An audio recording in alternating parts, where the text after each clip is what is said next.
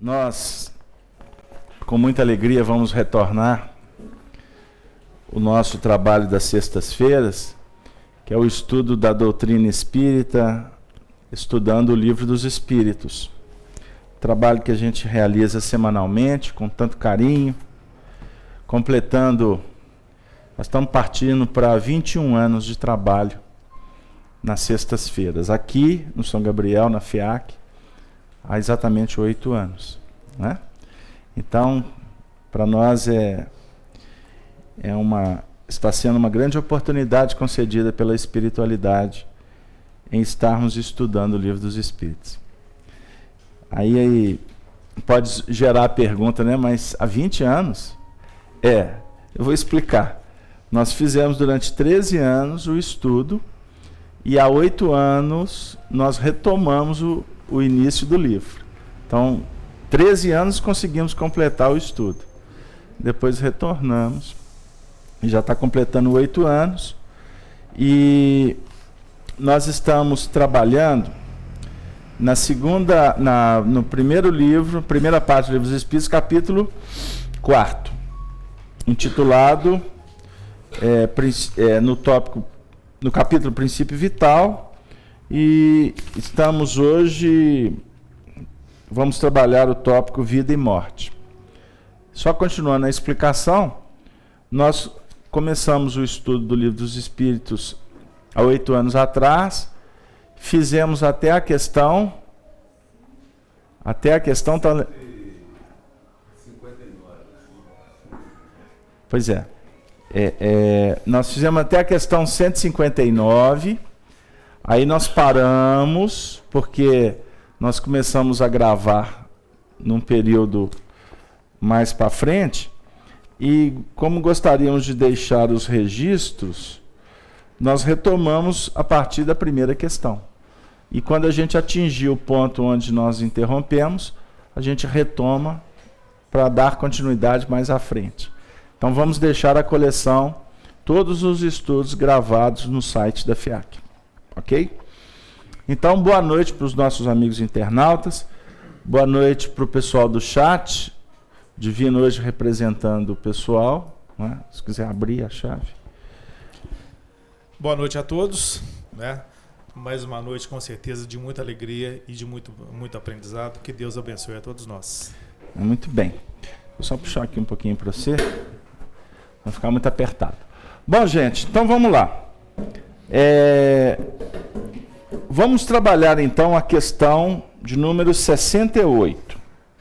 Lembrando que nas 2 últimas semanas nós trabalhamos a questão do fluido vital, sendo o último estudo que teve o título Princípio da Vida. Então vamos lá. Pergunta 68, formulada por Allan Kardec. Qual a causa da morte nos seres orgânicos? Resposta: esgotamento dos órgãos. Pergunta 68A. Poder-se-ia comparar a morte à cessação do movimento numa máquina desorganizada? Resposta: sim.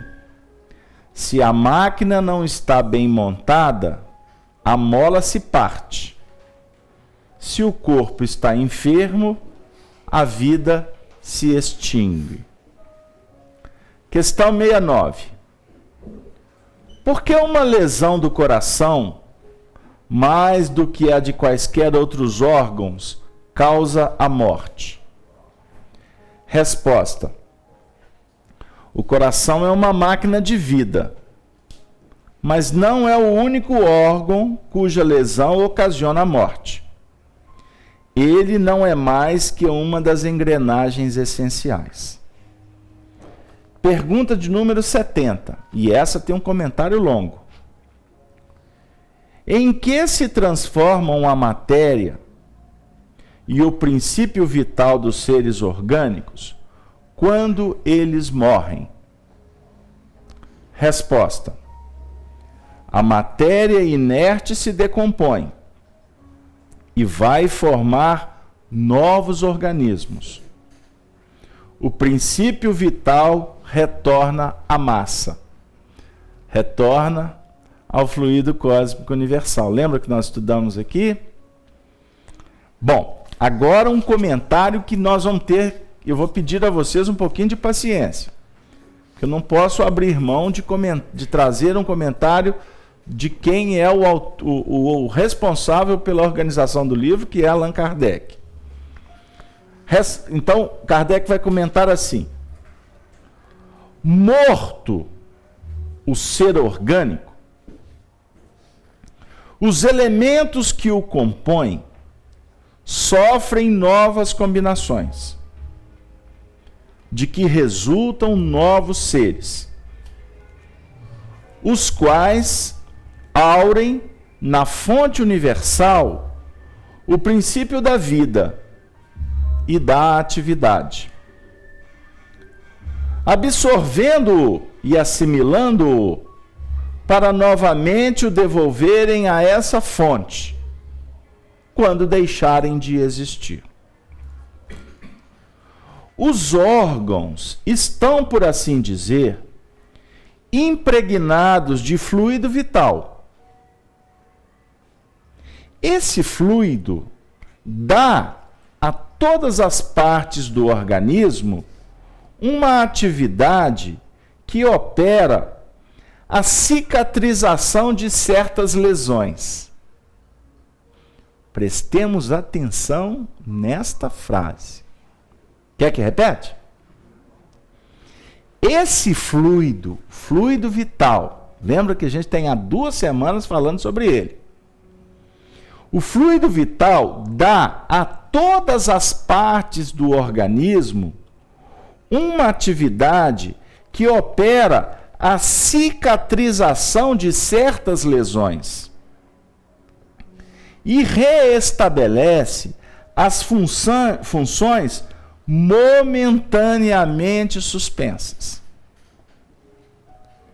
Mas, quando os elementos essenciais ao funcionamento dos órgãos estão destruídos ou muito profundamente alterados, o fluido vital é impotente para lhes transmitir o movimento da vida.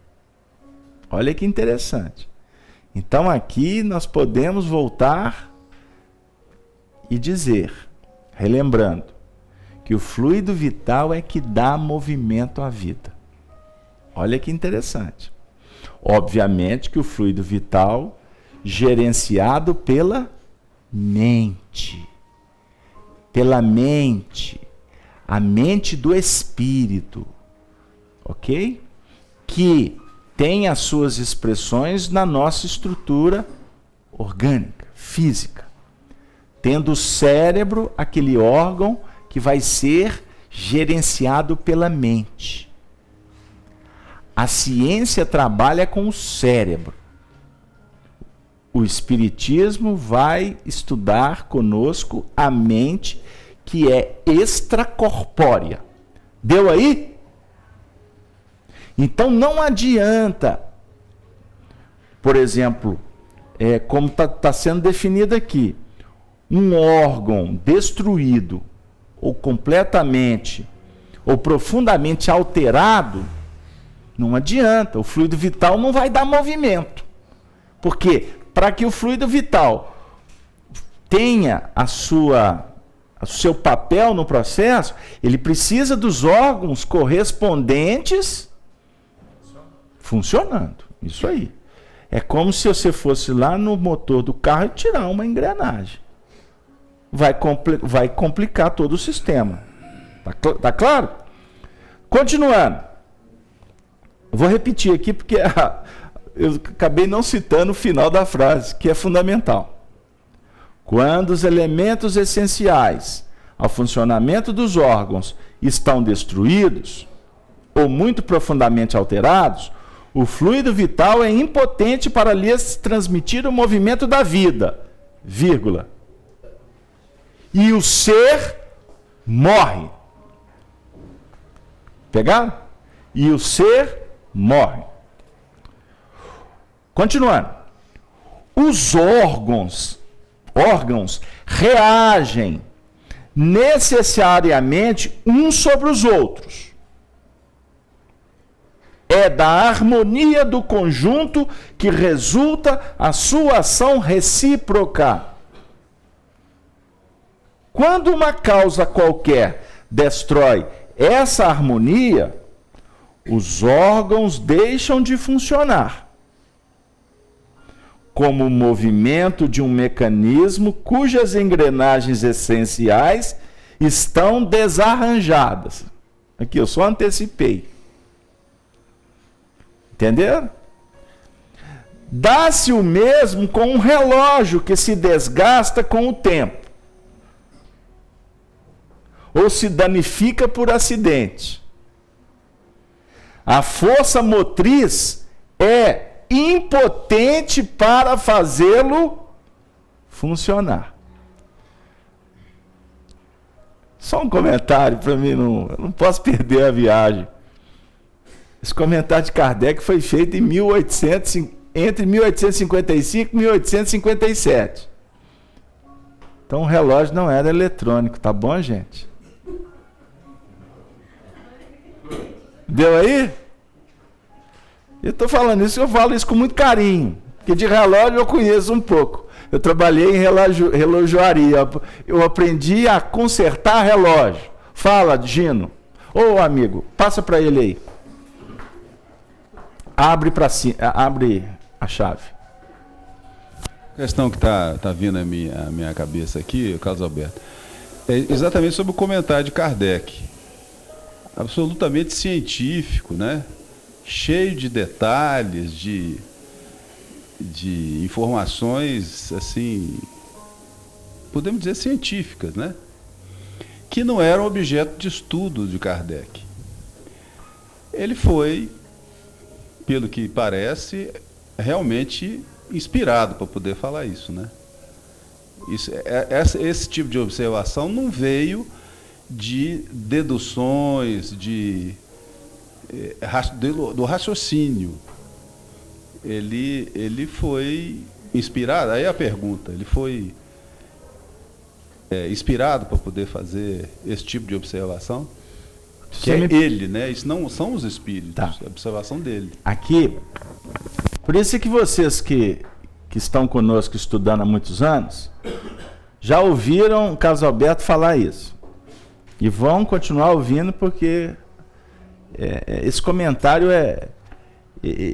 fica parecendo até redundante, repetitivo, mas é manifestação de gratidão, de admiração, de uma série de coisas que brota dentro da gente. Estudar o Livro dos Espíritos, eu cheguei na seguinte conclusão. Eu não sei se é mais pungente, se é mais expressivo as perguntas de Kardec, a resposta dos espíritos ou os comentários de Kardec. Porque você observa que é uma dinâmica só, é uma harmonia perfeita, que só foi possível pela grandeza espiritual do codificador Allan Kardec. Essa liga, vamos dizer assim, essa harmonia do conjunto se estabeleceu pela grandeza de todos que estavam envolvidos. Allan Kardec, a sua pergunta me obriga a ir para a história. E história e matemática em doutrina espírita são propostas que caminham muito juntas. Kardec nasceu em 1804. Ok? Em 1814, seu pai de uma família de magistrado, a sua mãe de uma família de educadores, enviaram o garotinho de 10 anos para estudar no instituto que se transformou na referência de educação para o futuro. Uma educação completamente diferente que ainda não foi adotada como método no nosso contexto evolucional, que foi uma escola fundada por John Henrique Pestalozzi, no Catão Suíço, em Yverdon. Lá, Allan Kardec foi preparado, junto com, obviamente, com Pestalozzi na condução e muitos outros espíritos que se envolveram no contexto, ele foi preparado para se transformar num dos maiores educadores, se não foi o maior, do século XIX. Antes de Allan Kardec se deparar com a doutrina espírita, ou melhor, com a comunicação mediúnica, Allan Kardec foi um homem de ciência. Ele ele se transformou num grande pedagogo. Antes de se envolver com o espiritismo, ele era um escritor renomado. Ele tinha lançado mais de 20 obras de aritmética, de ensino de línguas. Allan Kardec falava, salvo engano, 6 ou 7 idiomas. Dentre eles o latim, que era obrigatório praticamente, o francês, que é a língua pátria, mas ele falava o inglês, ele falava o alemão e outras que aqui não me vêm nesse momento. Só um pouquinho, divino. Então, Gino, a sua pergunta foi muito interessante, porque quando ele começa a substituir o seu mestre, que foi Pestalozzi, ele se transformou do aluno, ele passou a ser o educador, que era o educador de mais confiança de Pestalozzi. Okay? Um dia eu venho aqui falar sobre o método de ensino pestalozziano, conhecido como método heurístico, mas eu vou voltar, que tem na intuição a base, que é uma educação que propõe a educação das mãos, do coração e da mente. Olha que interessante. Um dia eu destrincho isso aqui. Mas o que importa aqui é que ele foi versando, ele foi se doutorando em várias ciências, e a ciência que ele abraçou, que ele não se tornou médico, cientista, como alguns chegam a imputar a ele, mas ele abraçou uma ciência que ele começou a estudar, que era uma grande novidade, que veio para a França, para a Europa, no século XVII, com um também espírito expoente, Anton Mesmer, que trouxe o fundamento do magnetismo. O magnetismo que a gente utiliza como prática terapêutica na casa espírita e que muitas universidades aqui no Brasil já estão reconhecendo como uma ciência extraordinária, que a gente chama carinhosamente de o passe magnético. Allan Kardec se envolveu nesse processo e estudou com profundidade, que Charcot, né, adotou como metodologia nos próprios processos terapêuticos da psique, não é? Aonde esse magnetismo podia curar pessoas, hipnotizar pessoas e etc, etc, etc. Então, Gino, olha que interessante. Quando Kardec se convenceu do fenômeno mediúnico, ele se convenceu dos espíritos como realidades, como seres imortais, dotados de inteligência, de sentimento. Ele percebeu a hierarquia espiritual. Enfim, demorou muito tempo para ele ser convencido. Mas a partir do momento que ele começou a abraçar as manifestações, as comunicações, e veio a organizar esse livro, e não é à toa que eu estou falando isso. Não estava no script, viu, gente? Pra vocês terem uma noção. Mas eu estou percebendo aqui com clareza a importância. Quando ele percebeu esse mecanismo, Ele escreve textos belíssimos para justificar o início da doutrina espírita, e um dos pensamentos que me vem aqui como compromisso de expressar responsabilidade nossa em dizer, quando ele fala assim, que a doutrina espírita não é fruto de uma concepção pessoal. Isso não partiu dele. Porque se partisse dele, a doutrina nasceria com uma visão humana. O contrário. A doutrina partiu dos espíritos. E a causa da atuação dos espíritos produziram um efeito. E esse efeito atingiu ele e tantos outros que faziam parte daquele contexto, e eles foram sendo convencidos pela lógica, por uma realidade que se tornou inquestionável para Allan Kardec. Por isso é que ele se debruçou naquelas comunicações, porque ele conhecia o magnetismo. Eu vou explicar.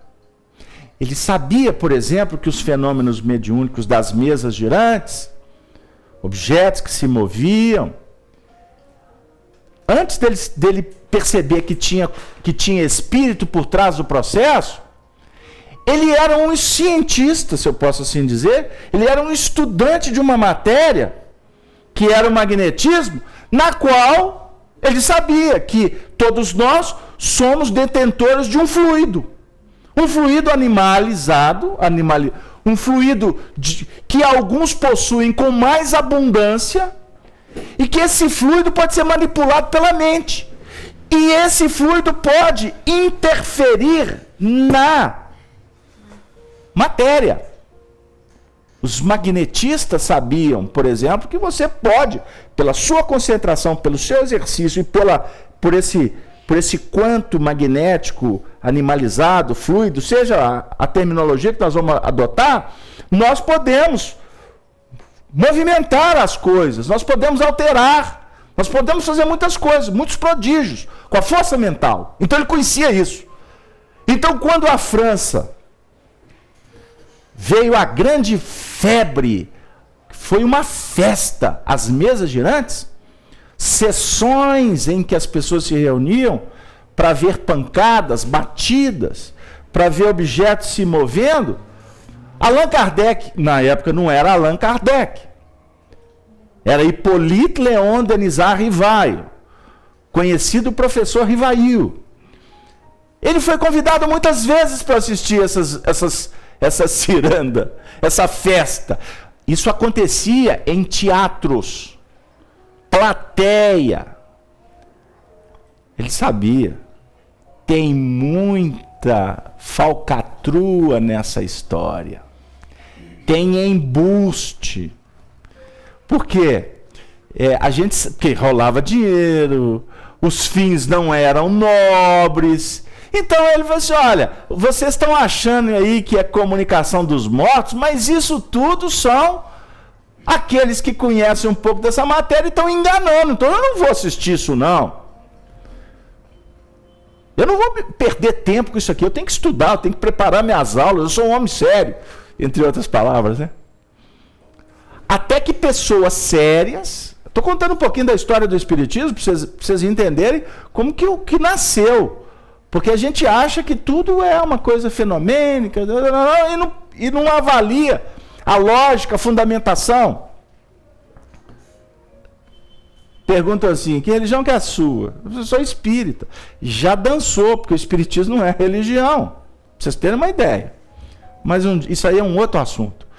Aí o que aconteceu com ele? Pessoas sérias, membros daquela academia que estudava o magnetismo, começaram a frequentar essas reuniões.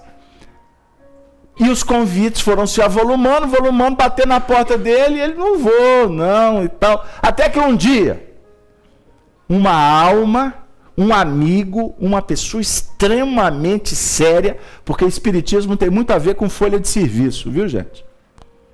Cuidado. A árvore é conhecida pelo fruto. Eu falo muito isso por aí. o senhor Fortier chegou para ele: olha, eu estou indo em umas sessões aí e os mortos estão conversando com as pessoas. Olha, e aí o que está acontecendo? Tem lá uma história lá de uma mesa, uma mesinha de vime, né? 3 pezinhos, as pessoas se reúnem, as mesas se movimentam.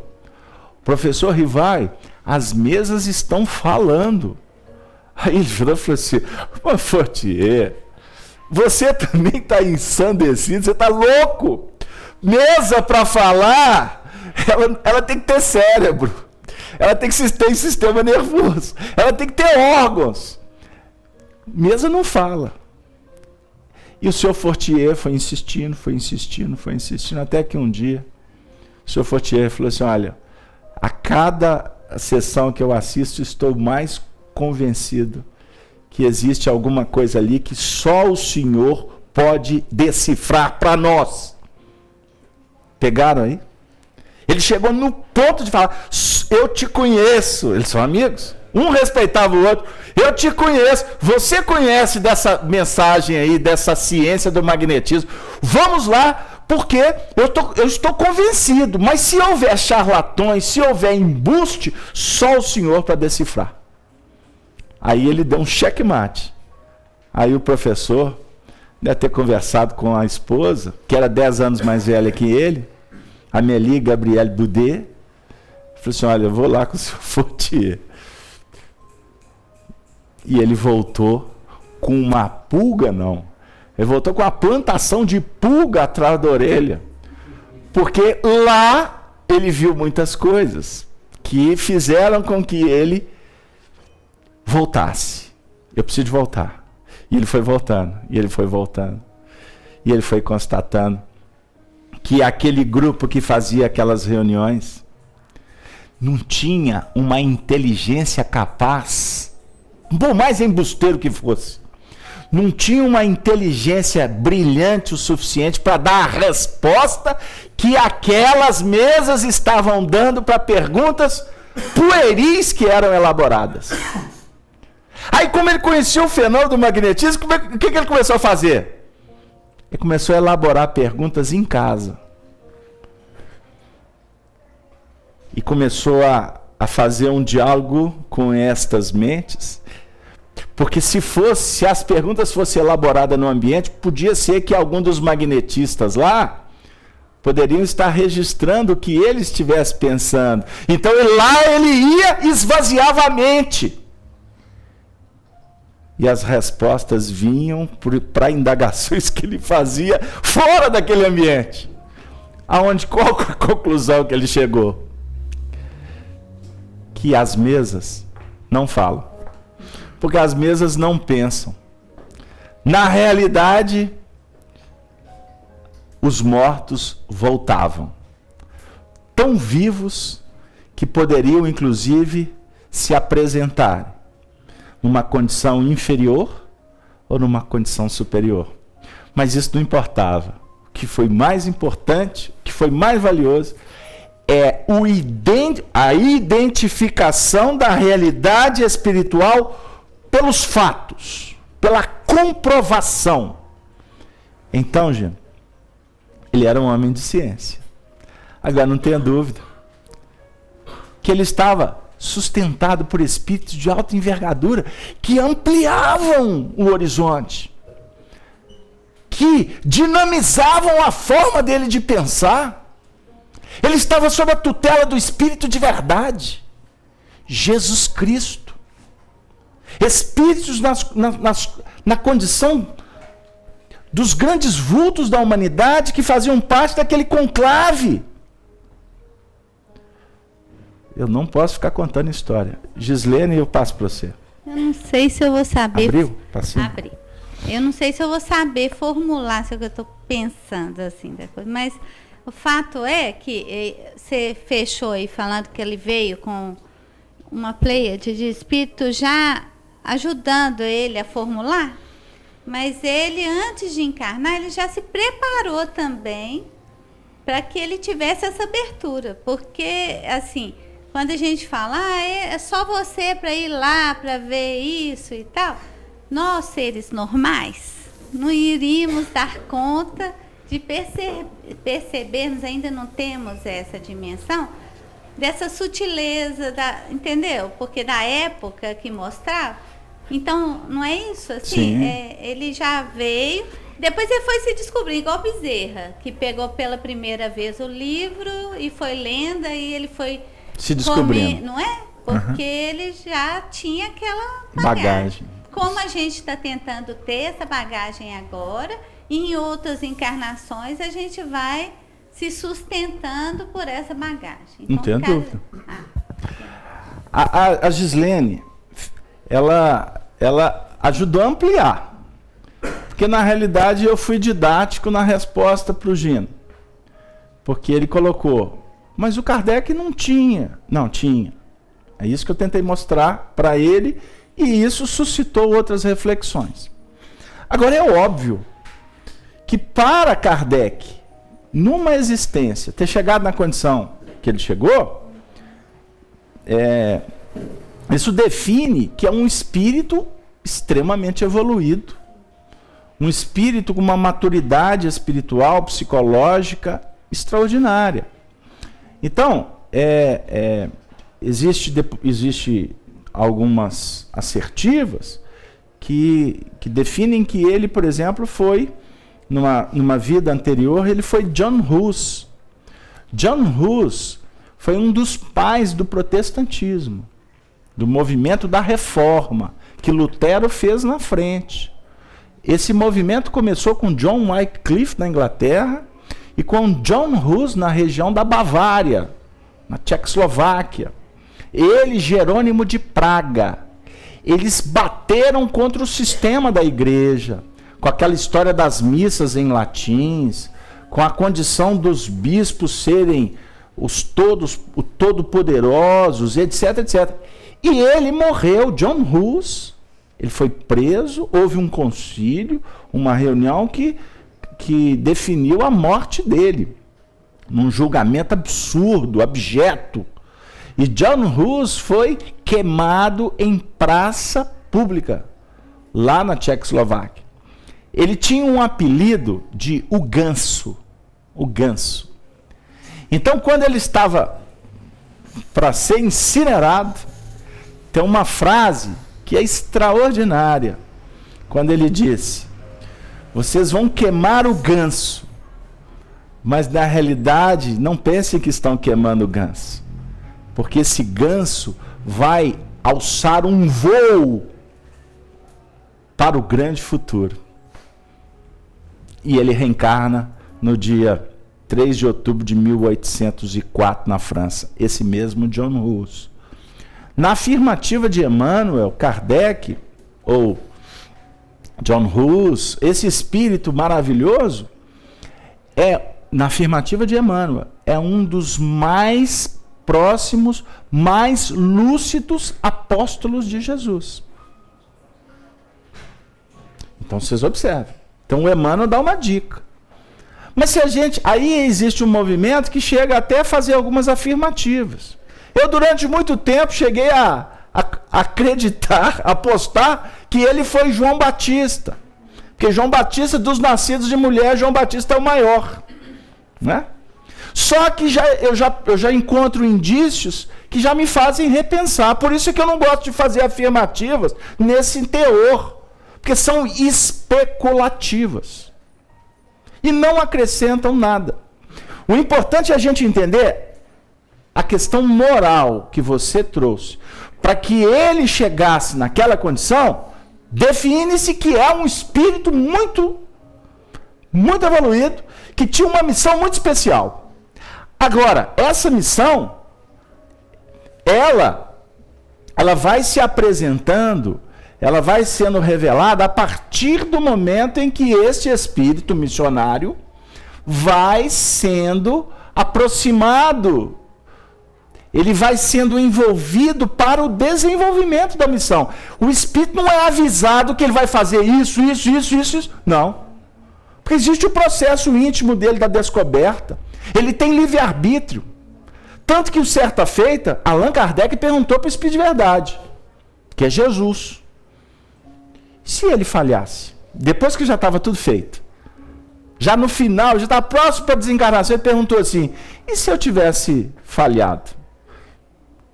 Os Espíritos respondem, outros estavam preparados para tal mistério. Porque a obra de Deus não pode ficar confiada na mão de uns. Pegaram aí? Então existe, na nossa encarnação, olha o que eu vou dizer, não se assustem. Na nossa encarnação nós temos uma missão pessoal. O nosso progresso, o nosso desenvolvimento. Só que o nosso desenvolvimento, à medida em que você vai realizando o progresso, o seu progresso envolve, ele respinga, vou falar de uma forma muito simplista, ele envolve aqueles que estão com você. O seu bem-estar, a sua alegria, as suas conquistas, isso replica, isso é incentivo, isso é motivação para muitos que estão com a gente. Você pode se transformar, a partir do momento que você gradua numa matéria, você pode se transformar num professor até sem saber. Todos aqui estão sendo observados. Olha o que eu vou dizer. Todos aqui estamos sendo convidados para fazer alguma coisa especial, que vai replicar na vida de outros. Ou a gente está achando que a gente só veio aqui para receber. Ah, Casalberto, mas eu vim aqui por causa da minha enxaqueca. Falei, então tá bom, fica acreditando que você só vai cuidar da enxaqueca. É até bom que a enxaqueca passa. Agora eu quero te dizer que na hora que ela melhorar, vai ter uma bomba relógio na sua mão. Ah, não volta aqui mais não. Vai ter uma bomba relógio na sua mão. Tô brincando. Vamos falar, você vai ter um pergaminho, vamos falar de uma forma poética, né? Você vai receber um documento, né, Cláudio? Uma chancela. Olha, registrado em cartório. Agora está na hora de você pôr em prática todos os benefícios que você recebeu. Porque você nunca mais será o mesmo depois que assistiu uma reunião espírita. O divino está precisando de falar, e o divino é o divino. Bom, na verdade eu sou só o porta-voz da divindade. Voltando aqui à fala de Kardec, o Arnaldo faz uma pergunta com um comentário muito interessante. Com essa explicação de Kardec, não deveríamos nos ocupar mais do magnetismo? Os magnetizadores, hoje, os médiuns de cura, né, têm a possibilidade de revitalizar e promover restabelecimento de órgãos. Sim, não tenha dúvida. Essa matéria é objeto de análise dos espíritas ao longo, desde quando o espiritismo praticamente nasceu com Kardec. Mas é necessário que a gente entenda, Arnaldo, que nós precisamos de cuidar do assunto, porque ele é prática terapêutica nossa. A ciência já está adotando o passe magnético. Né? Nós temos... A coisa acontece muito no empirismo, mas já está se tornando oficial. Em pouco tempo, o passe vai ser adotado como ciência oficial. Como a homeopatia hoje é reconhecida. Até o seu plano de saúde te atende com médicos homeopatas. O que era a homeopatia ao nível da ciência oficial há 30 anos atrás? Eu não sou da área, eu posso estar errando datas. Então vocês me perdoem. O preconceito que era, ela não era reconhecida como uma cadeira universitária, não é isso, Cláudio? Eu não posso dizer quando foi oficializado, mas há pouco tempo, né, Tatiana? Você que está na área aí, você pode dizer isso com mais autoridade. O passe magnético vai ser procedimento adotado nas clínicas, nos hospitais. Está sendo provado cientificamente a melhora. Atualmente a coisa funciona muito no empirismo, muito na boca miúda. Quantos pacientes da ciência oficial que vêm à casa espírita, porque não são pacientes do centro espírita, Vou abrir esse parênteses. Não existe paciente em centro espírita. Paciente é paciente de clínica e de hospital. No centro espírita não tem tratamento. Estou julgando contra todo o sistema. Mas eu estou sendo honesto e estou agindo conforme a lei me indica, me orienta. Porque eu posso ser processado por exercício ilegal de medicina. Entenderam? Por que eu estou dizendo isso? Eu ia completar que todo paciente, ou muitos pacientes, muitos pacientes das clínicas, dos consultórios, etc., chegam aqui e falam assim para a gente: tem passe na casa? Eu vou dizer, tem. É mesmo? É. E faz bem? Eu vou dizer, costuma. Pois é, porque meu médico falou para me procurar um centro para me tomar um passe. Só que eu não sei o que é. Então eu venho aqui receber o esclarecimento. Perfeitamente, seu médico indicou. Esse médico seu é bom, hein? Tem uns que não entram muito no detalhe. O paciente está muito perrengue e costuma dizer, você tem fé? Isso aí também já escutei aos montes. Você tem fé? Então procura Deus. Quem sabe Deus pode ajudar a gente aqui. Quer dizer, o indivíduo, por que ele está falando isso? Ele sabe que tem coisa que ele tem um limite. E eles têm respostas nos consultórios, nos hospitais, de curas que acontecem em igrejas, que acontecem em centros espíritas. Então, muitos deles ficam assim, é ou não é? Como eu não tenho autoridade para dizer que não é, então tenta também. Não custa nada. Porque ele sabe que não custa nada, viu, gente? Então, se alguém for cobrar, não pague, porque passe não é para ser vendido. Entenderam o que eu quis dizer, Arnaldo? Então, nós, espíritas, utilizamos o passe porque é uma ciência que, para nós, ela é oficial, dentro do contexto espírita, porque Allan Kardec era magnetizador. Allan Kardec e todos aqueles que se envolveram no processo da doutrina espírita perceberam o resultado. A doutrina espírita tem 150 anos. Quantas pessoas, não tem como mensurar, já foram beneficiadas pelo passe magnético? Então nós adotamos o passe como um elemento que favorece a prática espírita, que é lidar com os fluidos. O passe magnético nos coloca na condição de intercambiar com os espíritos. Os espíritos utilizam dos nossos recursos para beneficiar, porque o passe não é apenas daquele que ministra. Nós já temos elementos para entender que o passista é um intermediário, que possui também fluido vital, que também possui ectoplasma, que é energia trabalhada para os atendimentos espirituais. Entenderam? Então não é para curas espirituais. Antigamente os médiuns, o próprio Kardec tratava como médium de cura. Hoje as terminologias do espiritismo já alterou, já atualizou, não para contestar o que Kardec ensinou, porque hoje não cabe mais falar que existe curas. Porque a cura que nos interessa é outra. Qual que é a proposta de Jesus? Não é a da iluminação, da autoiluminação? Então essa que nos interessa. Porque não adianta curar corpos e o indivíduo continuar enfermo por dentro. A doença vai voltar. Se a mente está em desalinho, se ele está desequilibrado, isso tudo vai refletir no corpo físico. Então vamos cuidar. Vamos entender Jesus e vamos cuidar do espírito. Uma casa aberta, mas e o corpo? O corpo vai também, bobo. Mas eu não posso ficar falando assim muito, não, porque senão daqui a pouco para ônibus vem gente do interior em busca de cura. Por que as reuniões muitas vezes ficam vazias? Por quê? Porque nós estamos acabando de dizer que não tem cura. Esse tipo de cura que é legítimo do indivíduo buscar. Pegou lá? Entendeu o que eu falo? Como é que é seu nome?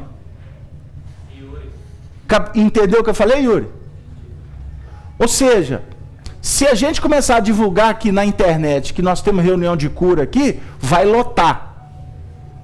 Mas a gente não fala que temos reunião de cura. Porque o nosso trabalho aqui é com doutrina, é com evangelho.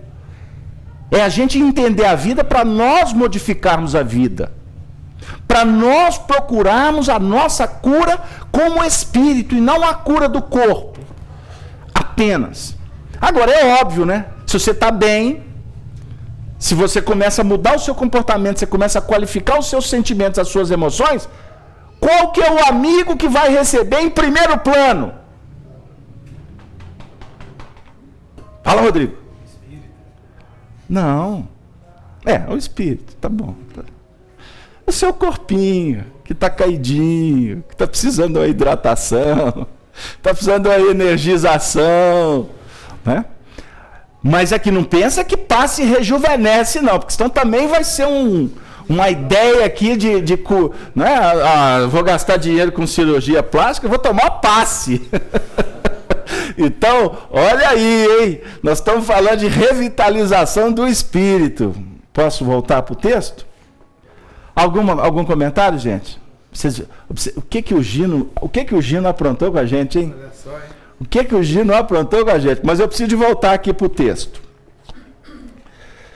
Num aparelho elétrico, temos uma imagem mais exata da vida e da morte.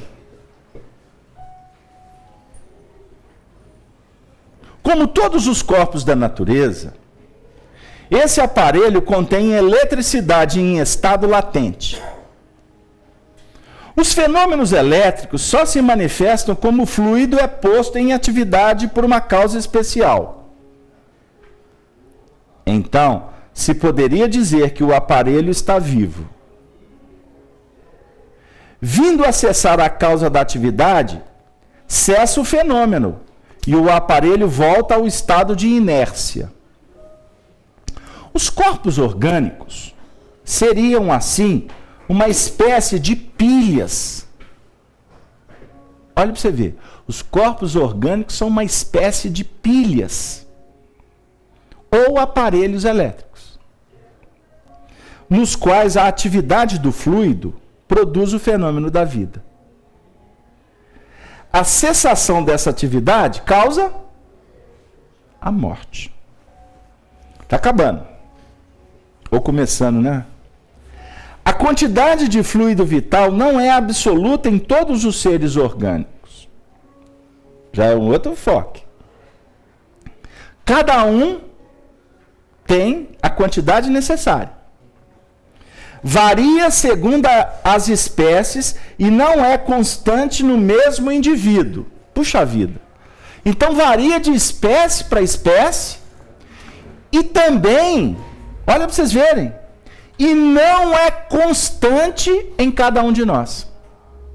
Então tem alteração na quantidade de fluido vital em nós mesmos. Hã? Ainda bem por quê? Eu acho que a gente vai se despregando, à medida que a gente vai se elevando, a gente vai se precisando menos, talvez. Não.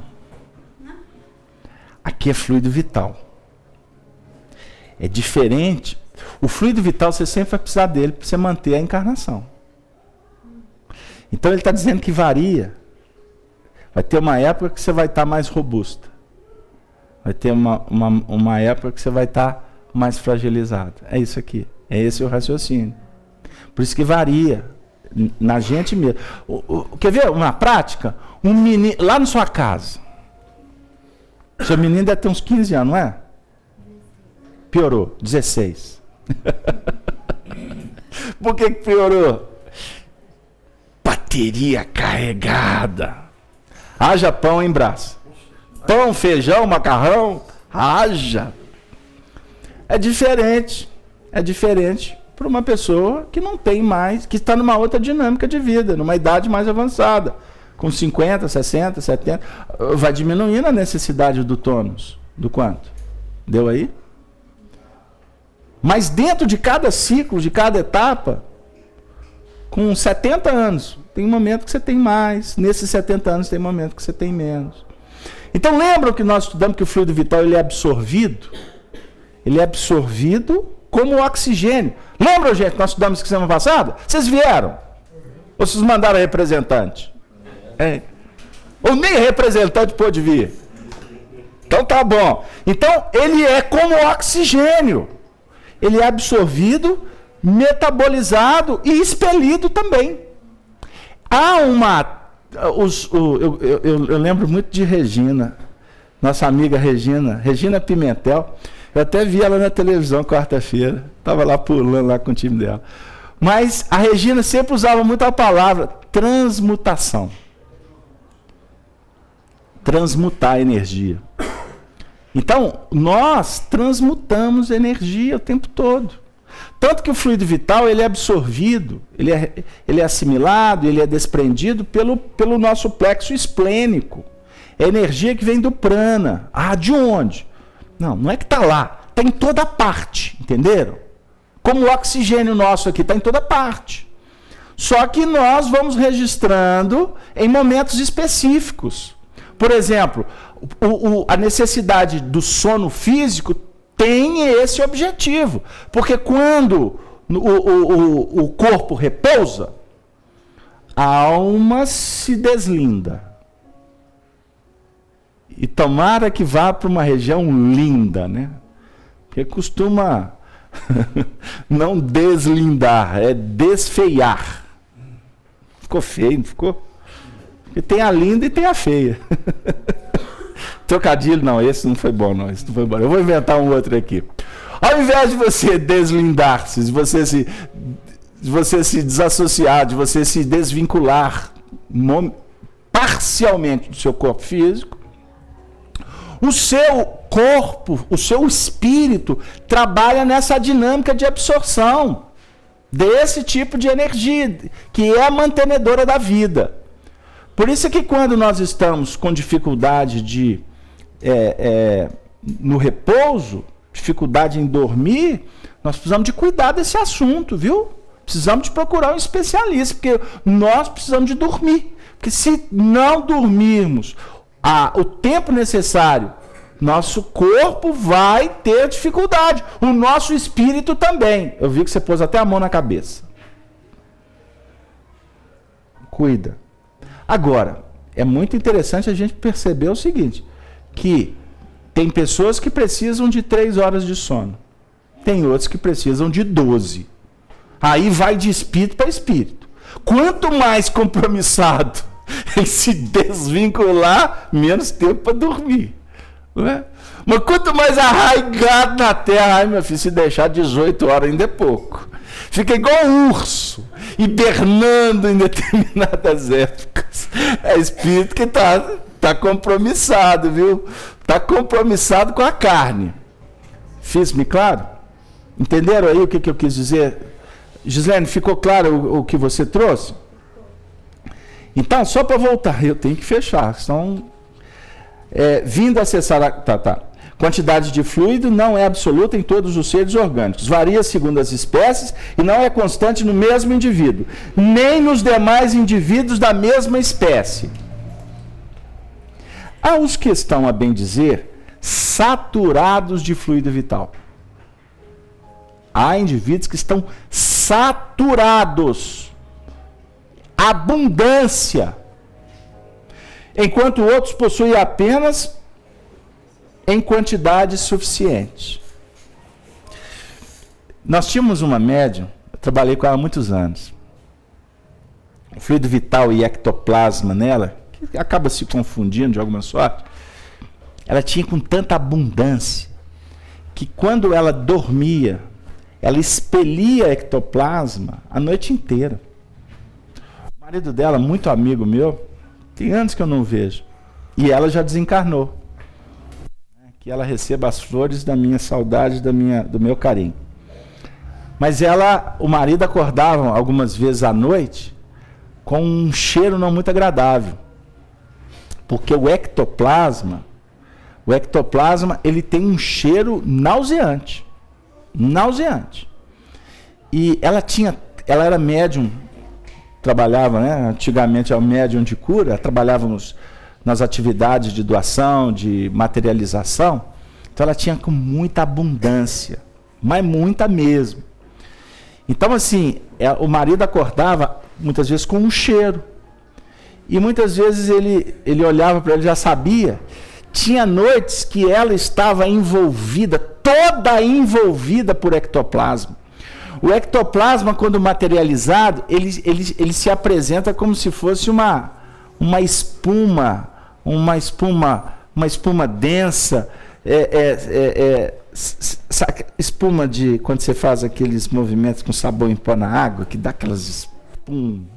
Eu nem vou falar daqueles líquidos que você coloca em banheira de hidromassagem, porque é coisa mais para pessoal mais que tem posse. No meu caso, pobre, eu vou falar da água com homo. Aí eu vou fazer propaganda até do sabão em pó. Você faz, menino, quando soltava aquelas bolhas, lembra disso? O ectoplasma é alguma coisa parecida. Mas o cheiro não é de sabão em pó. Sabão em pó é até gostosinho, né? Dependendo da marca, né, dona Nilce? Dona Mirtz? Mas o cheiro é muito ruim. E ela ficava toda envolvida. E tinha noites que quando ela exudava, porque sai pelos orifícios, viu? É pelos orifícios. Quando tinha noites que ela exudava muito, o marido dela já já viu espíritos materializados dentro do quarto. Porque é este fluido que é utilizado pelos espíritos para se materializarem, para promoverem os fenômenos que são conhecidos como poltergeist, né? Corpos que entram em autocombustão, objetos que se movem. Em algumas casas, quando tem médiuns que são muito saturados desse tipo de energia, é muito comum, de repente, televisão ligado, nada. Eu tenho um parente que é muito legal, que os espíritos atuam para tomar dinheiro dele. Porque entortam todos os canos que ele coloca para pôr o chuveiro elétrico. Então agora ele só coloca cano de plástico, porque ele falou que já gastou muito dinheiro. Ele chega no banheiro, quando olha, está lá o chuveiro todo transformado, né? Isso é por causa da abundância desse ectoplasma, dessa energia, que geralmente é de um membro, de um residente do lar, como pode acontecer até na vizinhança, tá? O indivíduo lá do primeiro andar, você mora no 12º, costuma ter efeito. Então, muita prece, viu, gente? Mas eu estou contando isso porque volta o assunto das terapêuticas, né? O passe é a manipulação desse tipo de plasma, que o médium é exudado vinculado ao plasma celular. Por isso aqui, ectoplasma. Fala, Divino. Ufa. A Miriam Machado faz a seguinte pergunta: é possível promover o fluido vital em nós mesmos? Se sim, como? Como ela agora está conversando conosco. Como nós estamos nos movimentando nessa reunião. Chegamos aqui, psicologicamente nos preparamos para vir à reunião. Sabe aquela hora que tu levantou? Não, que dia que é hoje? Sexta-feira. Tem reunião na FEAC. Hoje é dia de reunião. Aquele momento, tudo bem. Alguém pode dizer, isso é reflexo condicionado, porque já é sexta-feira, já está automatizado. Costuma não ser. Sabe o que é muito comum acontecer? Você vê que um assunto, igual a Nord dizia, a gente vai para uma cidade, daqui a pouco está em outro país. Espiritismo é assim. Me perdoe aqueles que ficam pragmáticos em apresentar o contexto. Existem atividades que têm que ser pragmáticas, não é a nossa. Costuma, muitos procedimentos terapêuticos do indivíduo que vai vir à casa espírita, como nós estamos aqui hoje, que os procedimentos de intervenção espiritual acontecerem na noite anterior. da nossa vinda aqui. Então, um exemplo. Quinta para sexta. Hoje é sexta. Que dia que é hoje? 6 de maio de 2016. No dia 5 de maio, quando você foi dormir, que fez aquela prece, porque isso vocês fazem, não faz? Eu esqueço, casa aberta. Então tá bom. Não é prática religiosa, tá? Mas é uma boa dica para quando você, o espírito, for deixar o corpinho dormindo bonitinho, aconchegadozinho, ainda mais nesse frio, no travesseiro, com o cobertor, você deixa ele lá todo bonitinho, mas não adianta, porque você não faz prece, não está preocupado com a conduta, com o equilíbrio mental. Para onde que o nosso espírito vai? Hã? Ele vai para o plano espiritual que nós estamos alimentando no nosso dia a dia. Obviamente que a prece, o preparo, auxilia bastante para que a gente mantenha ou tente manter uma linha de sintonia positiva. E as noites passam a ser noites produtivas, bons sonhos, atividades. E quando nós estamos em terapêuticas, o Casalberto, você acabou de falar que na casa espírita não tem terapêutica. Eu falei, mas tem hora que a gente fala, desfala e vai como quiser. Aí você está em terapêutica na casa espírita, porque a terapêutica nossa é do Evangelho, mas sobra um pouquinho, porque Jesus é bondoso, não é? Essa terapêutica, Sandra, costuma ela iniciar os procedimentos um dia antes, como se fosse um preparo. Aí você passa o dia com aquele clima psicológico alimentando. Hoje tem reunião, não é? Vamos manter um padrão aqui legal. Aí você chega na casa espírita com preparo, você fez um preparo. É lógico que isso vai ter uma repercussão. Nós podemos estar aqui muito mais sensíveis para receber. Nós podemos estar aqui muito mais prontos para sermos atendidos. Mas para isso, para a gente entender isso, a gente precisa estudar. E não fazer de uma forma mística, religiosa. Hoje é dia de reunião, então eu uso até roupa branca. Hoje eu sou santo, não falo palavrão. Né? Quem olhar para mim vai ver uma auréola. Isso é papo furado, não dá certo não. Nós temos que cuidar, sim, a nossa conduta permanentemente. Não é no dia da reunião. Mas no dia da reunião, poxa, valoriza a reunião da noite. Cria uma ambiência psicológica, espiritual. Porque o favorecimento é inequívoco. Aí você sai da reunião. Ah, beleza, o Casalberto falou, na noite anterior foi tudo beleza. Durante o dia eu fiquei, ó, joinha, joinha, o tempo todo olhando para o lado para ver os espíritos só dando nota 10 para mim. Né? Aí eu vim para a reunião, recebi o passo, vou estar curado. Aí acaba a reunião. Já está tudo pronto, já está tudo feito. Já deu a injeção, já pôs o curativo. Agora eu posso voltar a ser o que eu sempre fui. Aí lá, na hora que entra no carro com a mulher, já começa a brigar, porque ela quer escutar uma rádio, ele quer o futebol. Já começa a briga. Está julgando tudo por terra os procedimentos que foram efetivados. Entenderam? Então, ou seja, estou levando de uma forma hilárica até, uma forma brincalhona, mas para a gente entender como que funciona o mecanismo de interação, de assimilação, de metabolização e inclusive de devolver isso de alguma forma para a própria natureza. O tempo todo é intercâmbio, meu amigo. Pegou lá? Então tem épocas da nossa vida que a gente tem que realmente parar, pôr o pé no freio e cuidar.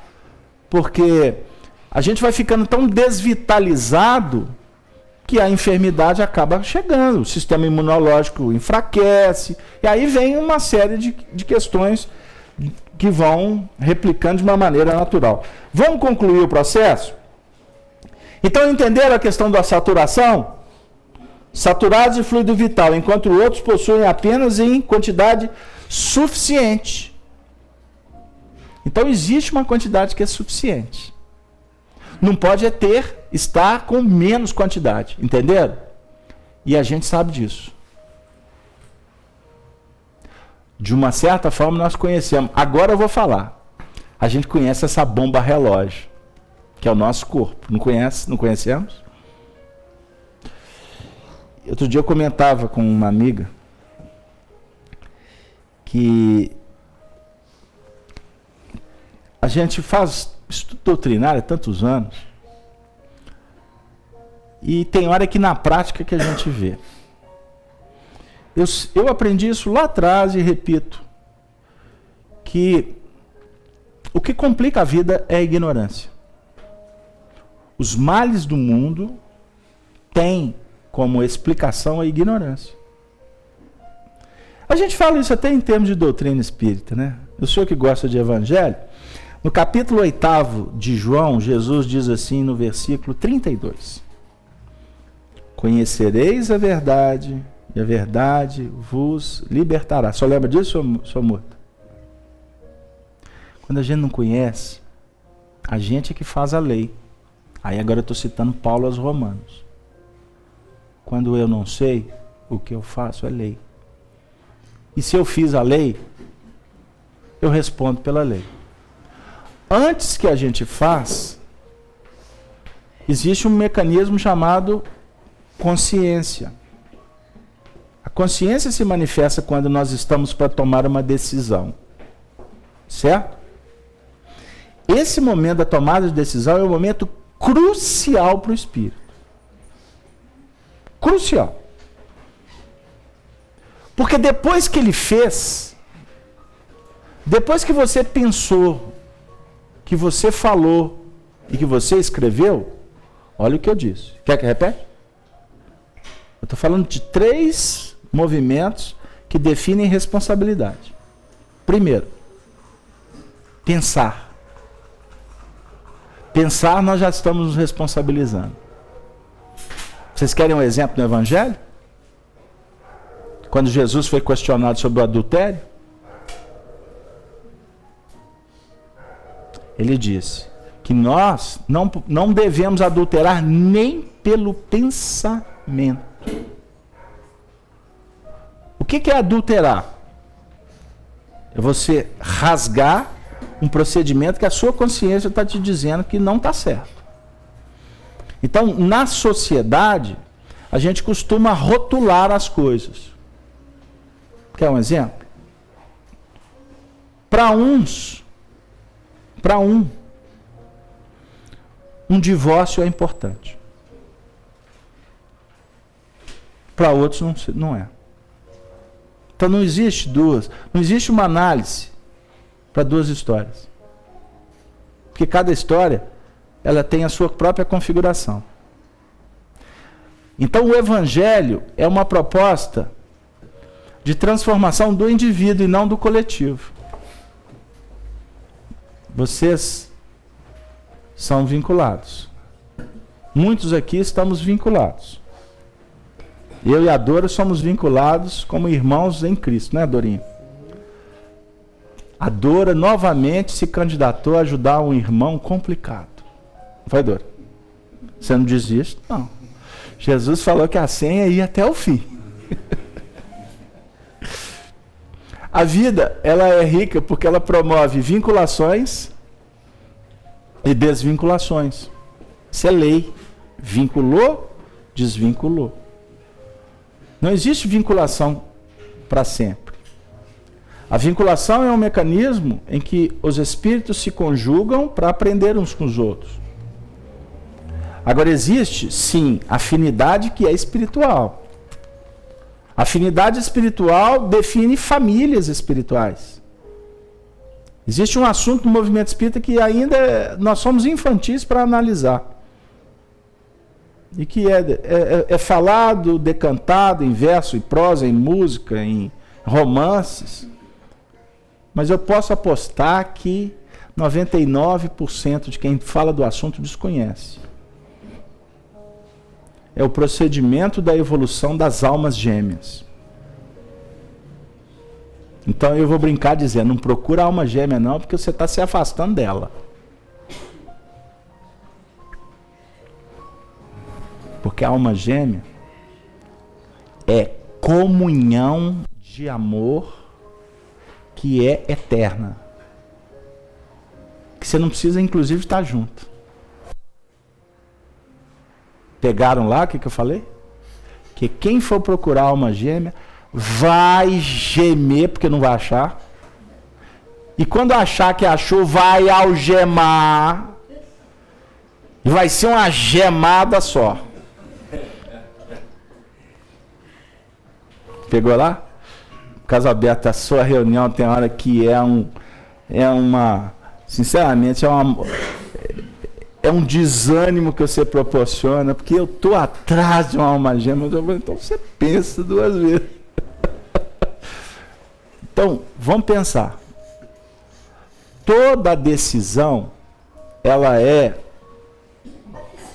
a faculdade nossa de definir o nosso futuro. Decisão, resposta. Decisão, atitude e resposta. Depois que você decidiu e que você fez, não tem nada errado. Errado é quando você está em dúvida, com medo, sabendo que não deve e faz. Aí que configura o erro. Mas depois que fez, não está errado mais. Porque aí já configurou lei.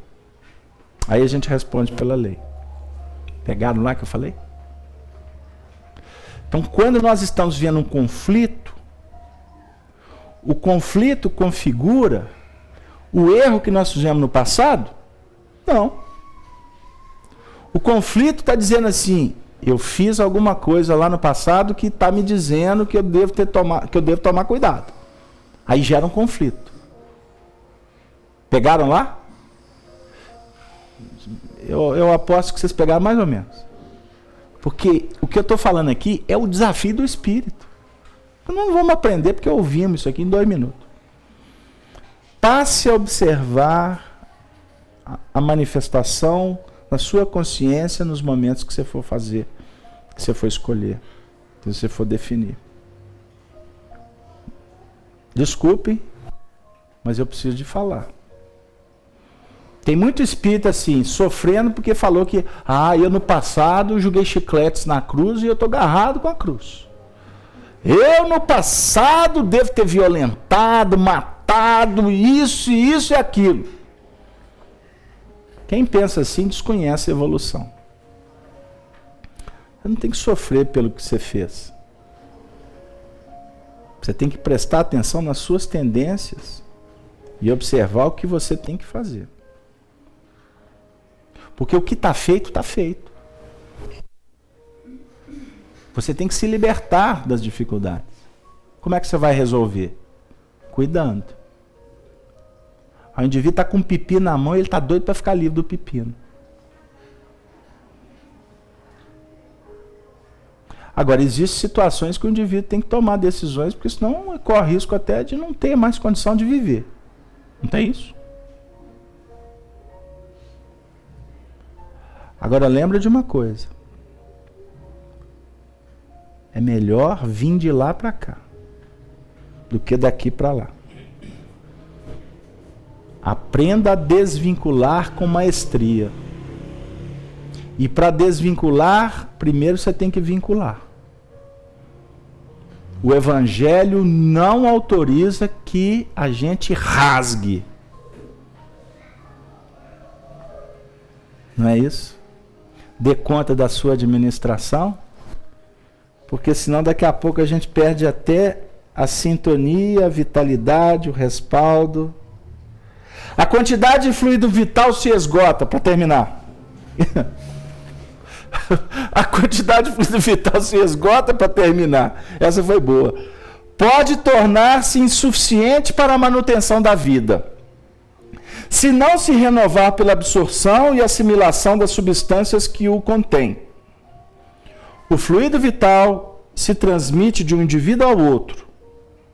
Aquele que tiver em maior quantidade pode dá-lo a quem o tenha de menos. E em certos casos, prolongar a vida prestes a extinguir-se. Ponto. O passe. Pegaram? Como é que fecha?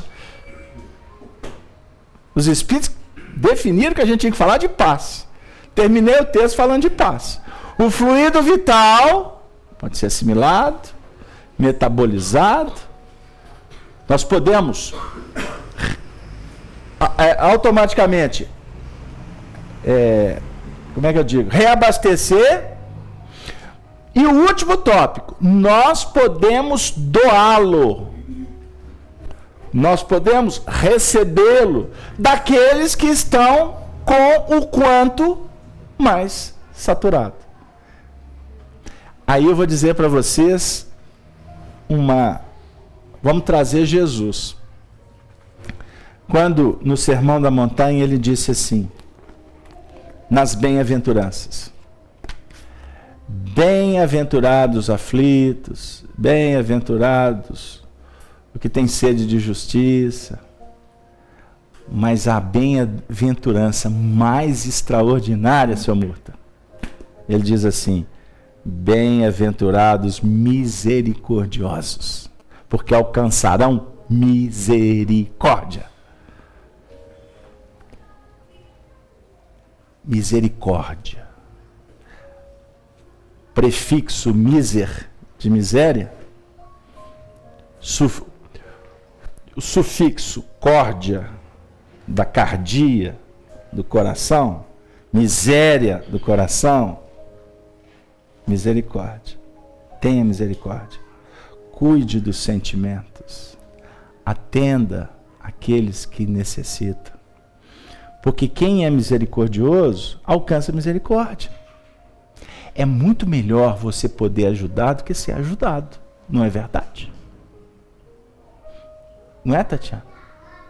Se nós estamos desvitalizados, nós temos que pedir ajuda.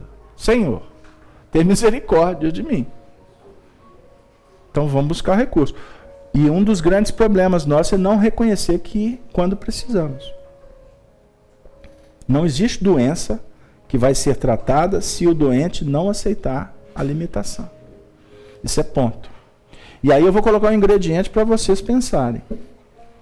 Como nós vivemos em regime de comunhão, um enfermo nunca está só. Enfermo está a família com ele.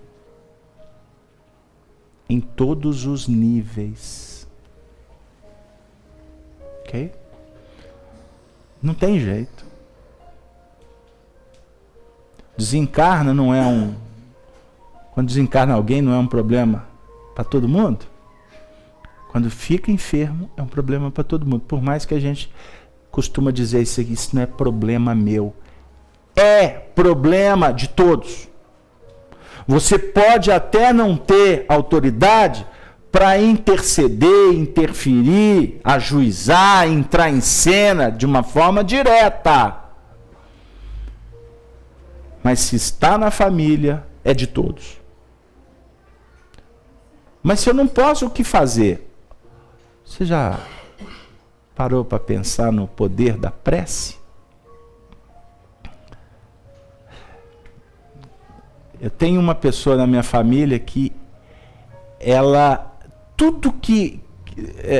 é uma pessoa extremamente religiosa e se tem um assunto que incomoda ela profundamente, é um tal de espiritismo. E eu, o familiar, já ia até dar o nome, o familiar espírita, nossa, quando eu chego no ambiente, eu acho que é 3 Ave Maria, 400 Pai Nosso, porque Satanás está conosco.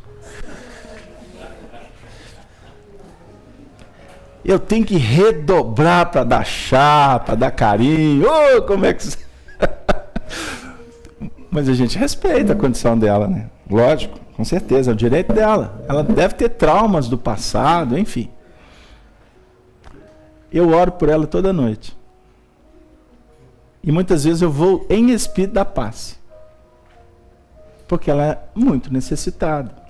É uma pessoa idosa, enfim. Que não tem a mínima condição nem de conversar sobre religião. Porque a religião é aquele departamento fechado, fanático. E tem que ser assim, viu, gente? Essa é a performance, não vai mudar. Vai demorar muito tempo para abrir. A gente tem que respeitar aquelas pessoas que se fecham nas caixinhas. Porque a nossa sociedade A nossa sociedade ocidental é uma sociedade que tem uma mente cartesiana. O contexto de estudo é de pragmatismo.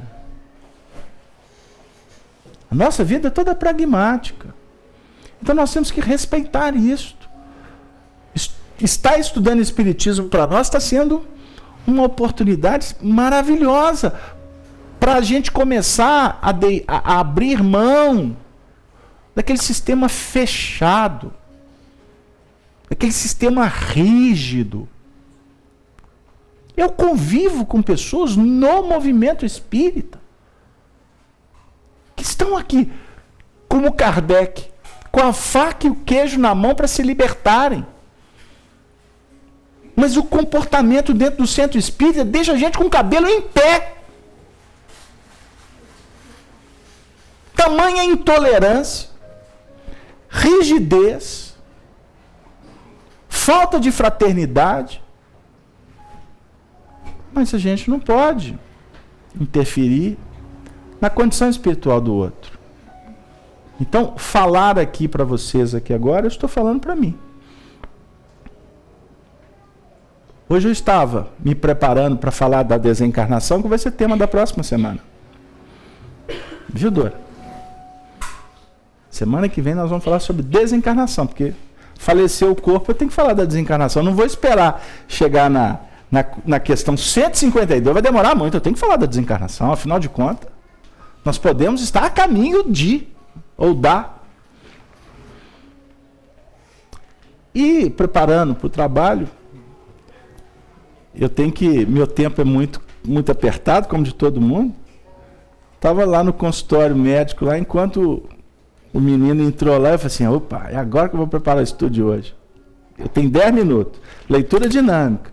Aí eu estava trabalhando com o livro Voltei, do irmão Jacó, que é uma obra extraordinária para todos lerem. A desencarnação de um espírita, que foi membro da diretoria da Federação Espírita Brasileira. Um espírita que trabalhou a vida inteira em prol do semelhante. E desencarnou reconhecendo que ele foi um espírito que departamentalizou a vida dele. Rígido, intolerante, e era espírita. Conversava com os espíritos, conversava com médiuns, tinha a concepção toda clara do mundo espiritual. Mas isso não mudou uma vírgula do que ele teve que passar. Ele diz no livro que ele não era um homem dado a lágrimas, a emoções. Ele foi ficando doente, foi ficando velhinho. Aí ele teve que se render à ineficiência, à desvitalidade do corpo físico. A mente dele estava acostumada a trabalhar. Atividade espírita. E espírita a gente empolga mesmo. Porque somos almas endividadas. Então quanto mais a gente faz, mais a gente quer fazer. E a gente esquece que o negócio é a qualidade. Mas não vou entrar no mérito. Ele estava com falência no corpo. Esse foi o primeiro desafio dele. Aí aquele processo de estar na cama, ele foi vivendo aquele movimento preparatório para a desencarnação. Eu vou resumir, porque eu ia falar termo científico, eu não posso. Aí ele vai percebendo uma outra realidade. A realidade que ele estudou, que ele divulgou uma vida inteira. Ali, naquele momento da desencarnação dele, ele estava vendo. Ele estava ouvindo os espíritos, ele estava vendo luz.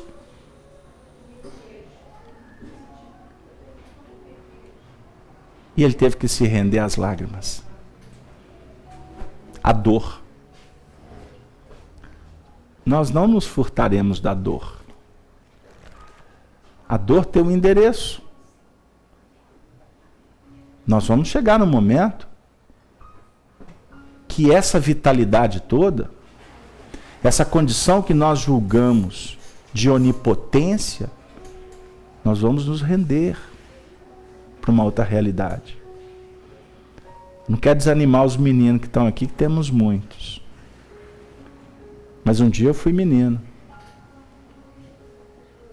Hoje, eu sei que o conhecimento, ele pode favorecer muitas coisas boas. Como o desconhecimento favorece muitas dores.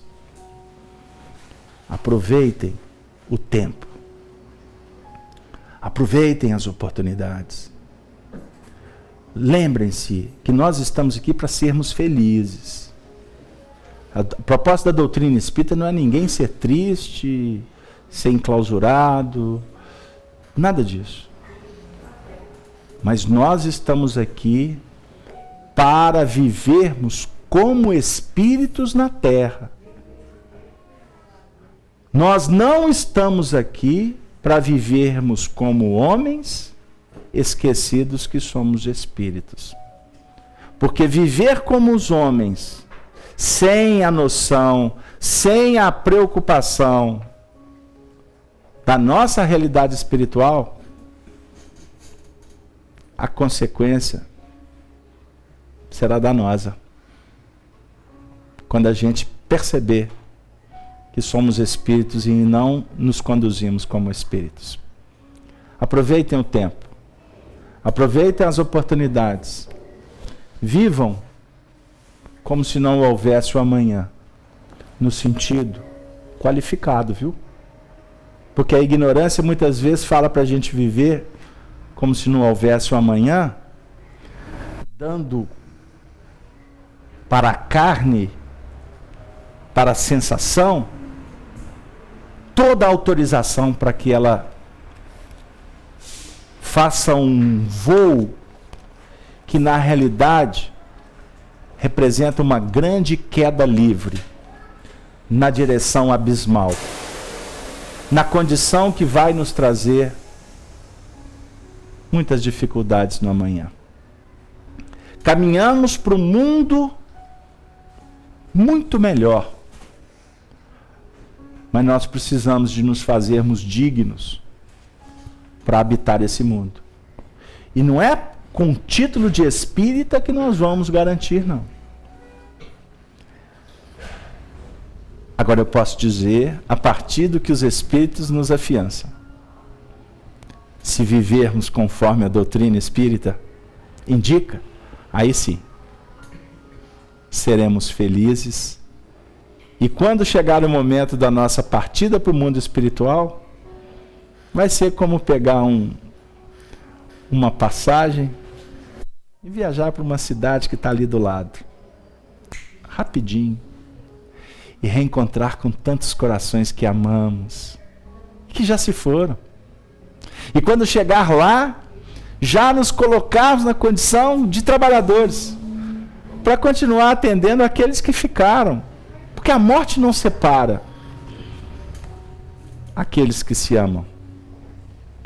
E por isso que hoje nós agradecemos a presença de todas as mães espirituais que nos visitam.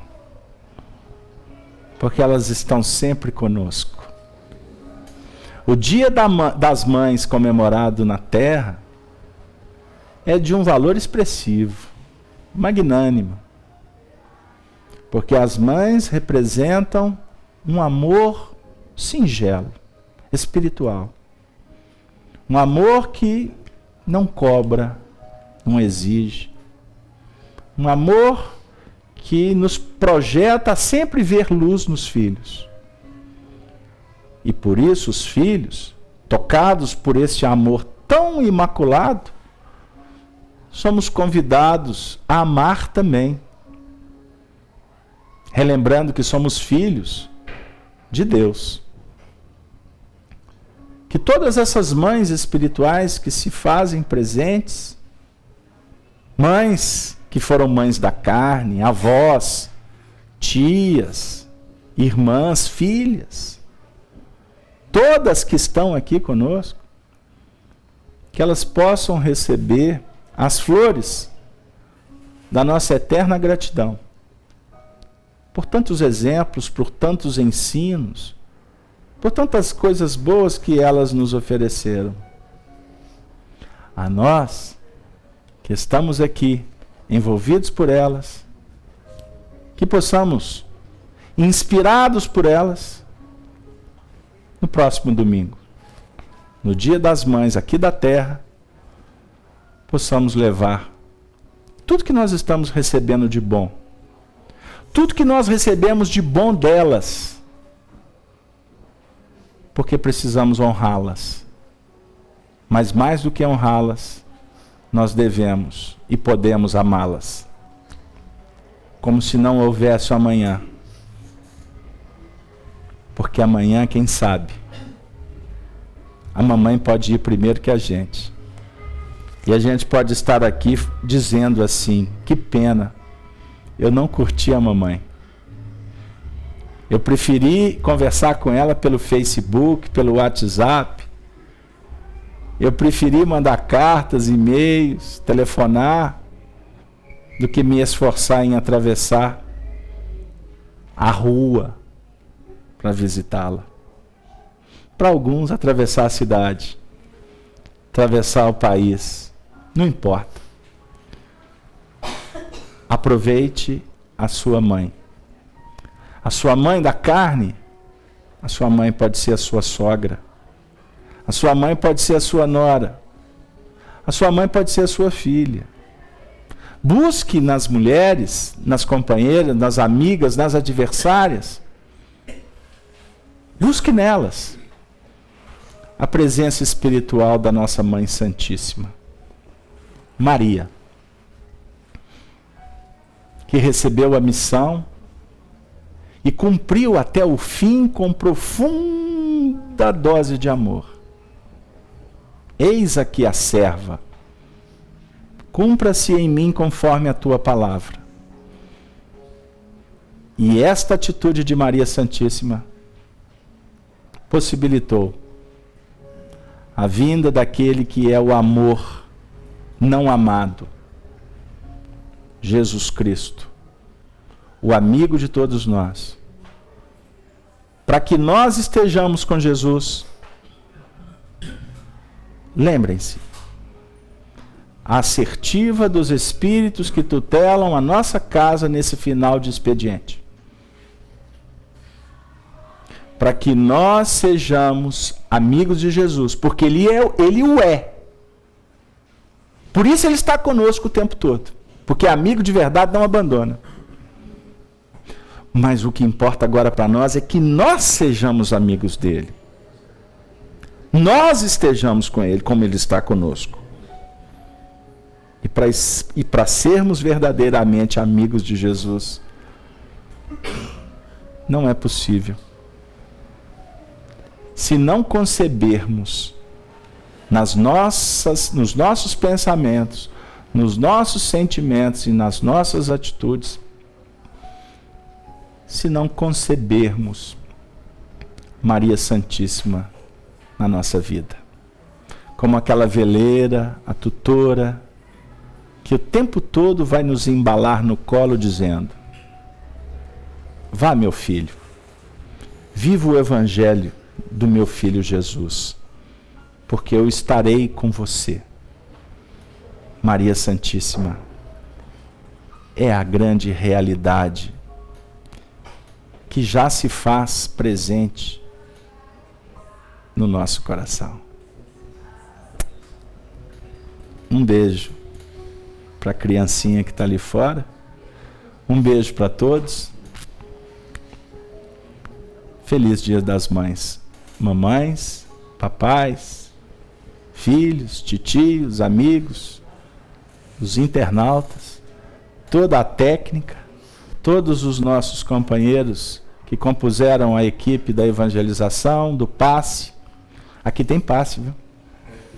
Nosso amigo divino, os nossos irmãos do chat. Até a próxima semana. Promessa é dívida. Semana que vem nós vamos falar da desencarnação e da ressurreição.